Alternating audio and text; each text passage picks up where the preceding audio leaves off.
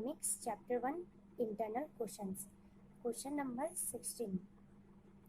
Explain the differences between the use of traditional seeds and HYV seeds. Answer. Traditional seeds. HYV seeds. Traditional seeds. First point. Traditional seeds are normal quality with regular crop yields. HYV seeds. HYV seeds produce higher crop yield per area. Traditional seeds. Second point. Traditional seeds produce comparatively low quality crop. HYV seeds. HYV seeds produce high quality crops. Question number 17. What is meant by Green Revolution? What are its features? Answer. Green Revolution means a large increase in crop production in developing countries achieved by the use of artificial fertilizers, pesticides, and high-yield crop varieties. Its features are as follows.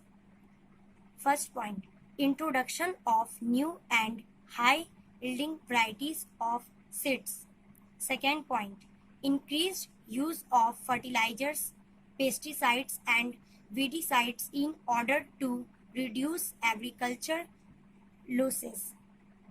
Third point, increased application of fertilizers in order to enhance agriculture productivity.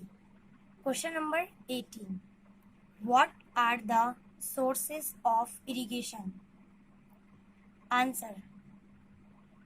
The sources of irrigation are groundwater from wells, surface water, drainage ponds, rain and municipal water. Question number 13. Question number 19. Give a few examples of fixed capital. Answer. Generators, turbines, computers, etc. Question number 20. What is physical capital? Answer. Physical capital refers to a factor of production such as machinery, buildings, computers, etc. It is also known as inputs production function. Question number 21. Which term is used for production for self-consumption? Answer. Subsistence. Define yield. Answer. Yield is measured as crop produce on a given piece of land during a single season. Question number 23.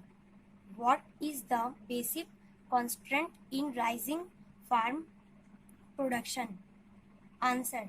The basic constraint in rising farm production is land, mainly fixed land, irrigation, modern technologies, machinery, and money. Question number 24.